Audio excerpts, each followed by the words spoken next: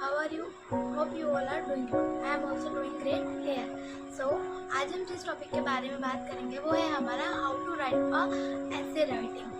मैं आप लोगों को ऐसे राइटिंग कैसे लिखा जाता है उसके बारे में कुछ एक्सप्लेनेशन, कुछ इन्फॉर्मेशन आपको प्रोवाइड कराऊंगी। होप आप लोग मेरी प्रीवियस की वीडियो देख रहे होंगे और आप लोगों को कुछ हेल्प मिल रही होगी। सो प्लीज़ गाइस, अगर मेरी वीडियो से आप लोगों को कुछ भी हेल्प मिलती है तो आप मुझे प्लीज़ सपोर्ट कीजिए। मेरी वीडियोस को जितना हो सके उतना लाइक कीजिए, सब्सक्राइब कीजिए, शेयर कीजिए। सो गाइस, आज की जो वीडियो है वो आप लोगों के लिए बहुत ही ज़्यादा इम्पोर्टेंट होने वाली है।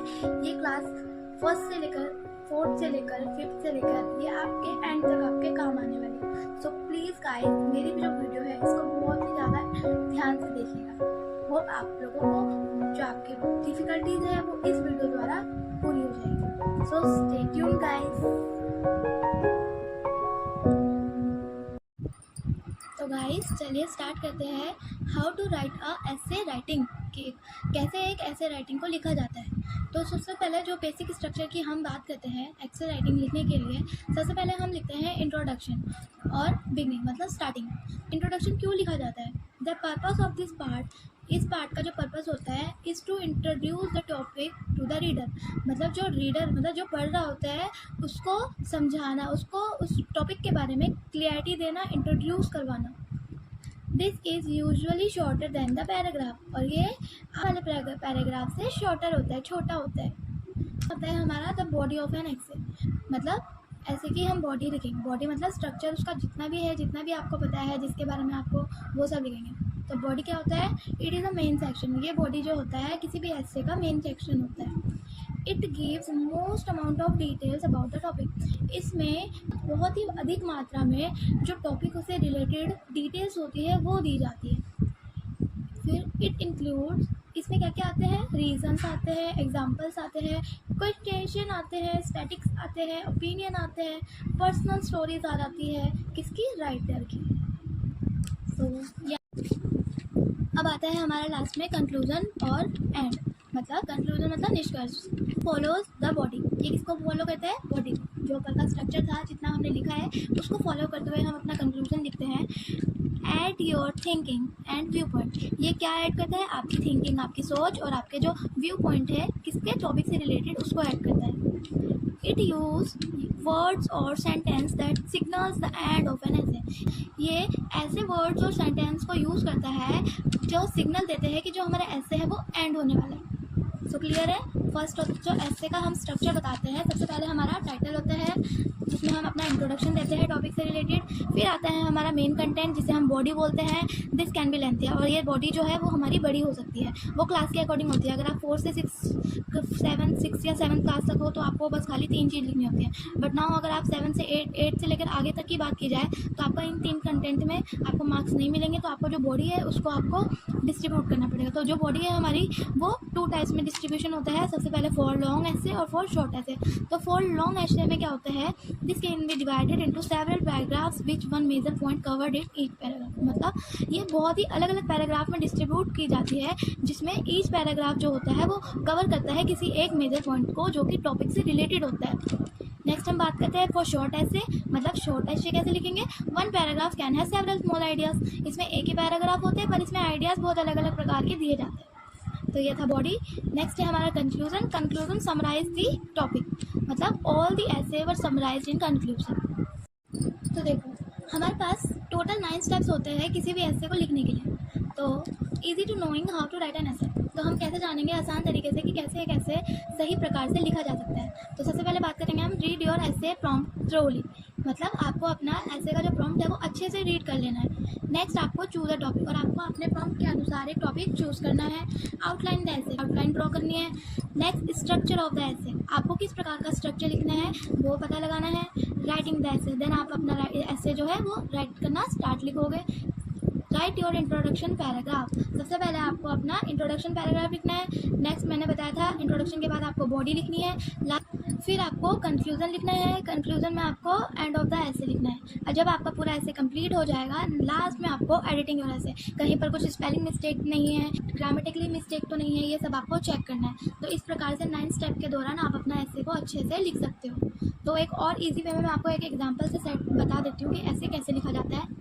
मान लो हमें माय फेवरेट टीचर के ऊपर एक ऐसे लिखना है, तो सबसे पहले हम अपना माइंड मैपिंग करते हैं कि हमें टीचर के बारे में क्या क्या पता है। तो सबसे पहले आपको टीचर्स की इंपॉर्टेंट क्या है वो पता लगानी है, हर नाम उनका नाम क्या है, वो कौन सा सब्जेक्ट पढ़ाती हैं, उनका लुक्स वाइज वो कैसी दिखती हैं, नेचर वाइज वो कैसी है, उनकी क्या क्या क्वालिटीज़ है, उनके पढ़ाने का तरीका कैसा है, क्वाइट उनके बारे में क्वाइट लिख सकते हो, उनके बारे में पर्सनल स्टोरीज डाल सकते हो, वो कितनी हेल्पफुल है ये बता सकते हो, व्हाट डू यू वांट, और आप उनसे क्या चाहते हो ये बता सकते हो।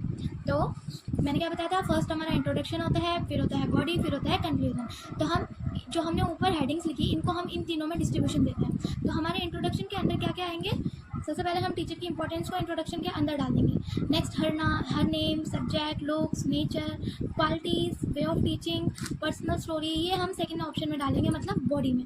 और जो लास्ट का कंक्लूजन है, कंक्लूजन में हम लिखेंगे हेल्पफुल और व्हाट यू वांट। जो हमारा क्वाइट है वो हम फर्स्ट में भी लिख सकते हैं और लास्ट में भी लिख सकते हैं। तो इतना क्लियर हुआ।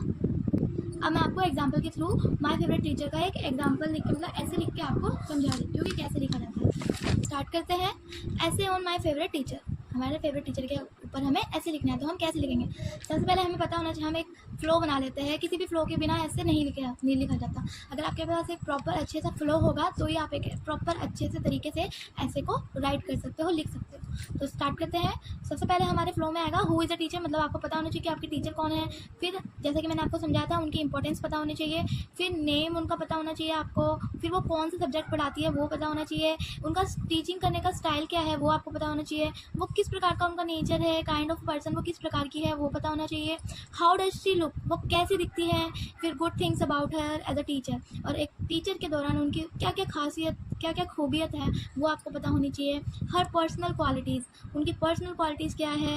Best things you like in her, और ऐसी कौन सी बेस्ट थिंग्स है जो आपको उनके में पसंद है। How does she help you study, और वो किस प्रकार से आपकी स्टडी में आपकी हेल्प करती है। तो ये बन गया हमारा एक फ्लो। तो इसके अकॉर्डिंग चलो हम अपना ऐसे लिखना स्टार्ट करते हैं। मैं यहाँ पर आपको इंट्रोडक्शन, बॉडी और कंक्लूजन लिखकर तीनों लिखकर अलग अलग समझाऊंगी, बट आप लोग केवल मैं आपको ये समझाने के लिए कर रही हूँ, पर जो आप ऐसे लिखोगे उसमें आप इंट्रोडक्शन, बॉडी, कंक्लूजन एक साथ लिखोगे। तो चलिए स्टार्ट करते हैं। सबसे पहले मैंने लिखा है a teacher is an important person in everyone's life.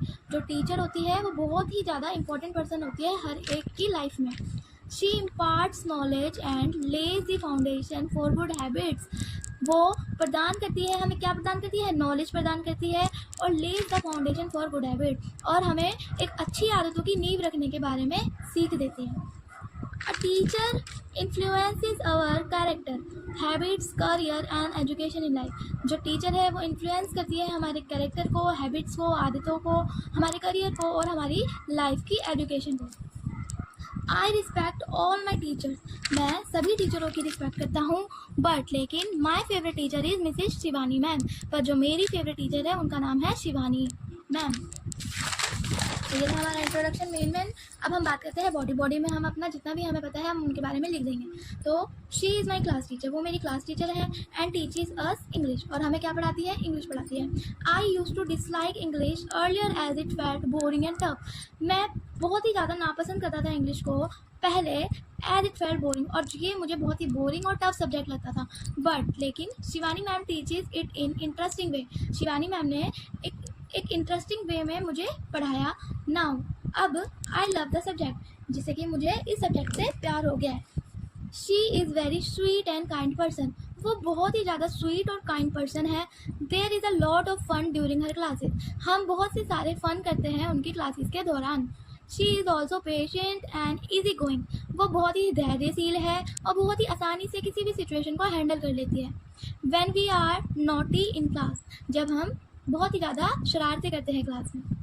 She is very energetic to teach and clear all our doubts, वो बहुत ही ज़्यादा एनर्जेटिक तरीके से पढ़ाकर हमारे जो सारे डाउट्स हैं उनको क्लियर कर देती है।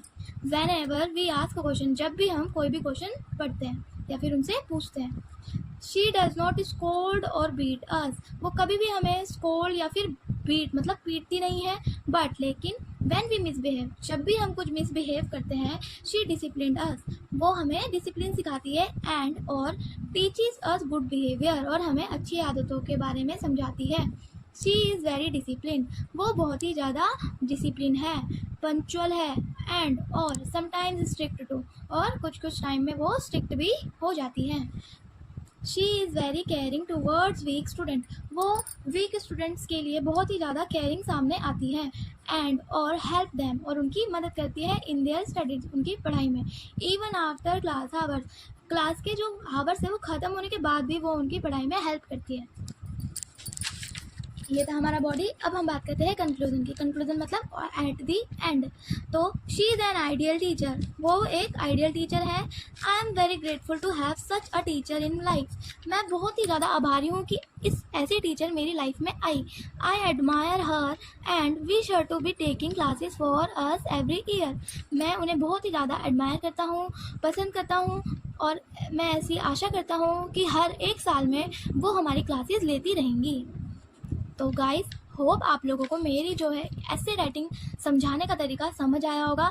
अगर आप लोगों को समझ आया तो प्लीज़ प्लीज़ प्लीज़ मेरी वीडियो को लाइक कीजिए, व्यूज़ बढ़ाइए, व्यूज़ की बहुत कमी हो रही है तो व्यूज़ बढ़ाइए। And keep watching and just wait for next video guys. Thank you.